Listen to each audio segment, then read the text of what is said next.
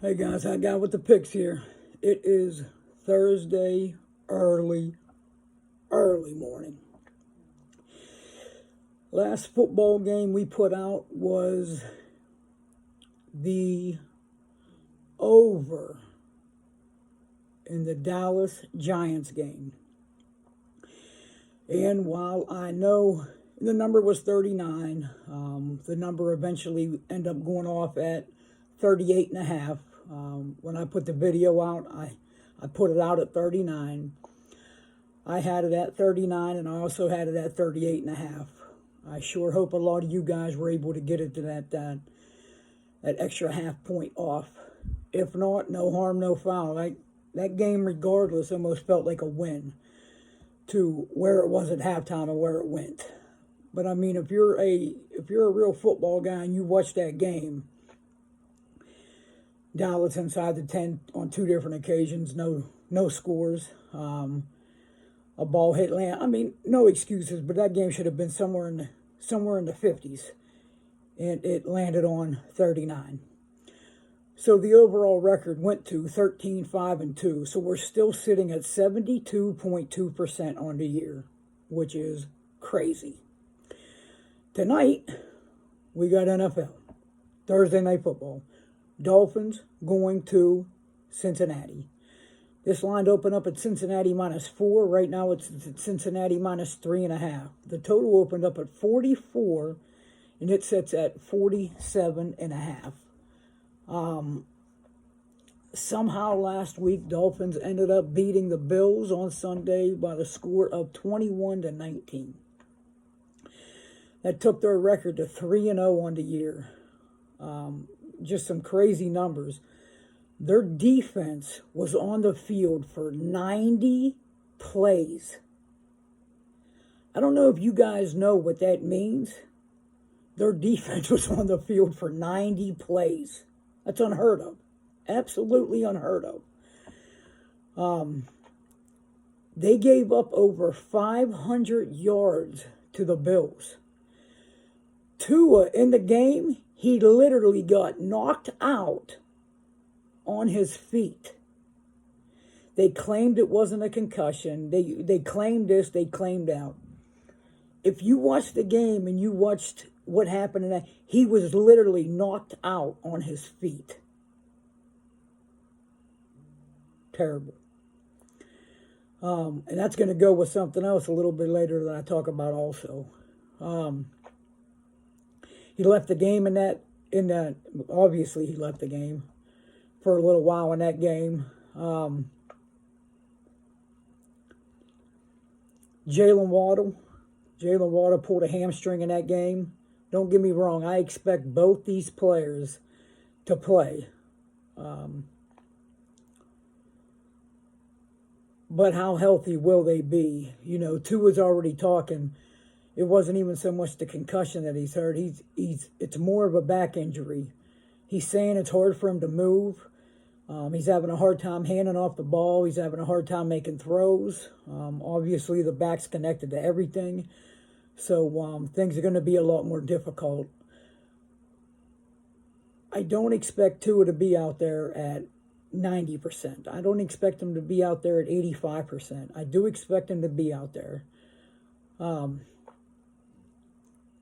Dolphins' offensive line is as bad as it gets. I mean, they're as bad as it gets. I mean, there's nothing else I can say about that O-line except for bad.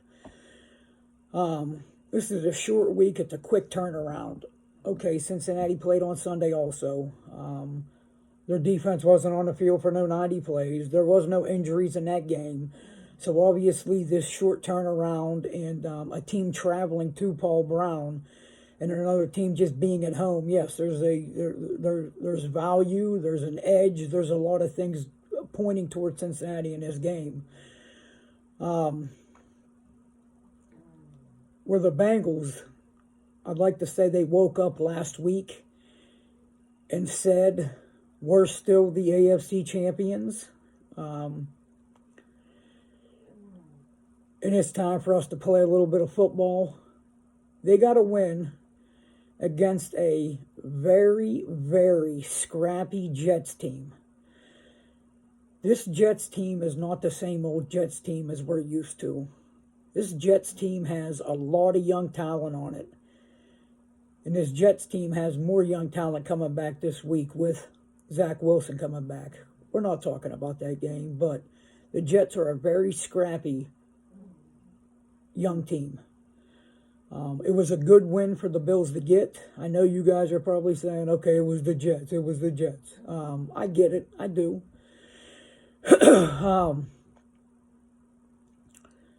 Like I said, in my opinion, there's a lot of young talent on that Jets team.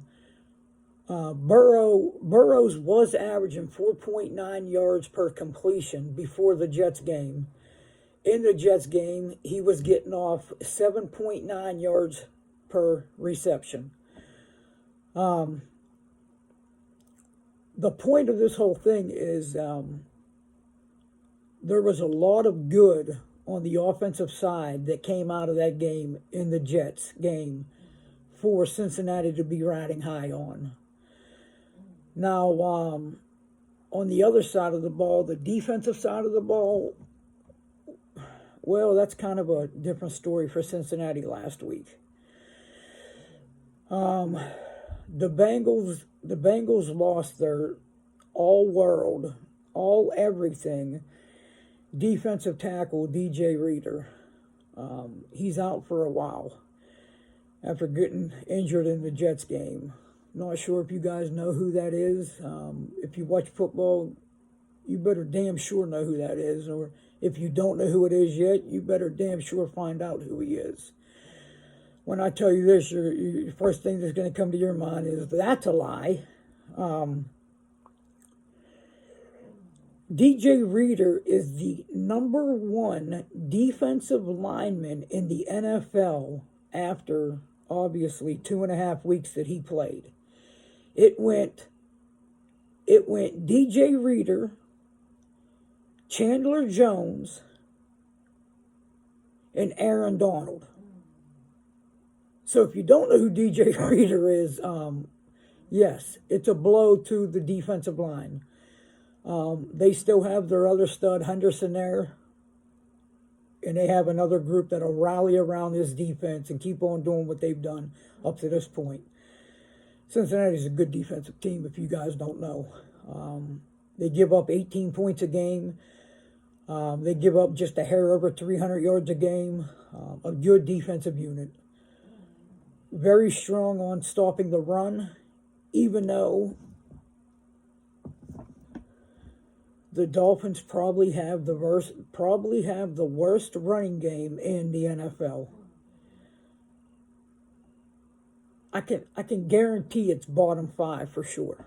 I mean, hell, they average 60 yards rushing a game. The D's giving up 310 yards a game, 230 through the air. Bengals, they average 375 themselves, 270 through the air, 98 on the ground. This Dolphins offense is by far the most one-dimensional team in the NFL, by far. They have a terrible offensive line. They average 60 yards rushing a game, and they pass for 305 yards a game. 2 on the year, got 8 touchdowns, 2 interceptions. He's completing 69% of his passes. The Dolphins are good. The Dolphins will be good the whole year. I believe that. And they're definitely riding high after that Bills win. For a lot of people on that team, that was the biggest win of their careers in the NFL, especially going up against, on paper, the best offense and defensive team in football, which is Buffalo. Burrows looked bad the first couple weeks. Nothing else to say besides bad. You know, they're saying a Super Bowl hangover. You call it whatever you want. Maybe they just came out with too much confidence and not organized and taking teams too lightly. Whatever it was, I mean, they opened up 0-2, which was a bad beginning for the AFC champs from last year. Burrows, he's completing 64% of his passes. He got 6 touchdowns and 4 interceptions. And like I said, most of those interceptions all came in the first 2 weeks. He was sacked 10 times in the first 2 weeks. I mean, he was on his back just as much as he was in the huddle. He was only sacked 2 times last week. What I'm getting to is there was a lot of adjustments made last week in that Cincinnati team. And it definitely showed. It definitely showed. Offensively, defensively. I know you keep on saying it's the Jets, but they look like a different team last week. When we look at the trends in this game against the spread with these two teams, they're crazy. The Dolphins are 5-0 against the spread in their last 5. The Bengals are 9-2 against the spread in their last 11. Looking at the numbers on paper, it's real hard to say that the Dolphins haven't played above their head. It's almost impossible not to say that. I mean, they came back in a miraculous way with Tua throwing 500 yards and coming back somehow and beating a Baltimore Ravens team, which Baltimore Ravens probably have the worst secondary in football. And Tua was able to pick them apart late and somehow get that win. And last week, the Buffalo game, the Dolphins had 212 total yards. They had 212 total yards. The Buffalo Bills had over 500 total yards last week. We're talking 2-1. 2-1 in yards ratio. The time of possessions wasn't even funny. If you would have just looked at those numbers, you would have said 35-7, maybe 35-10 final. No, Dolphins 21-19. How the hell does that happen? Who knows?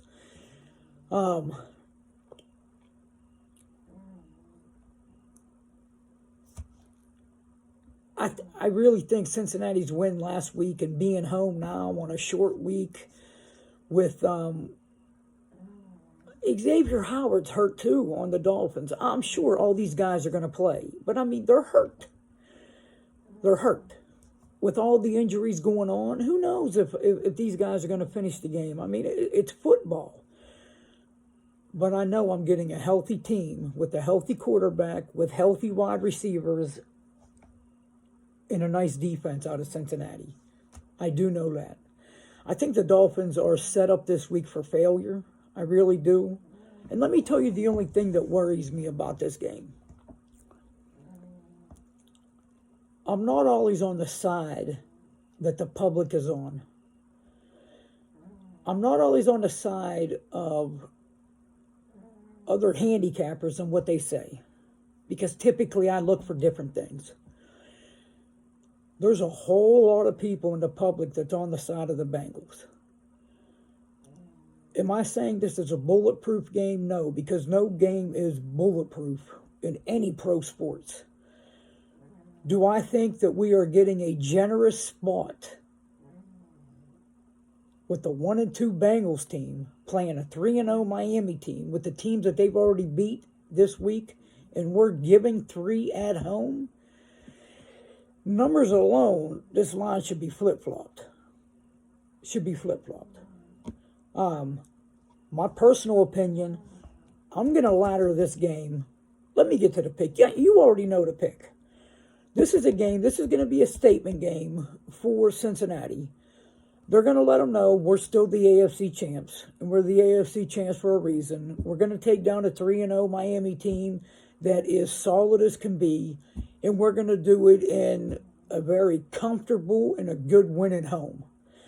The pick, obviously, is take Cincinnati minus 3.5. I'm going to ladder this game up even a little bit more, to tell you the truth. Myself. I'm going to get this game into some plus money. I think I think Buffalo wins this game by at least 2 field goals myself. So you guys know what the pick is. And we're going to 14-5-2 after this video. Guys, I just want to thank you for all that you do. Please share this video on all your social media, please. We need more people to see this. I just want to thank you guys for the comments, the subscriptions, the everything. The tips are more than greatly appreciated. Lets me know that I'm here and I'm doing something good. Thank you guys for those also. I will be dropping a college football game over on TikTok. So if you do not have my TikTok, and if you do not follow me on TikTok, go over to TikTok, punch in the same handle as here, all one word, Hat Guy with the Picks. All you got to do is hit follow, and every time I drop a video over there, you'll get notified also. Listen, you don't want to be behind on none of my football picks, period. I don't care if it's pro or college. You want to be involved in everything I do when it comes to football, guys. So make sure you do that. And leave a comment, leave a thumbs up, leave a like, leave all that good stuff. Guys, till I get back to you tomorrow, you already know what I'm going to do. I'm going to get back to getting this cash.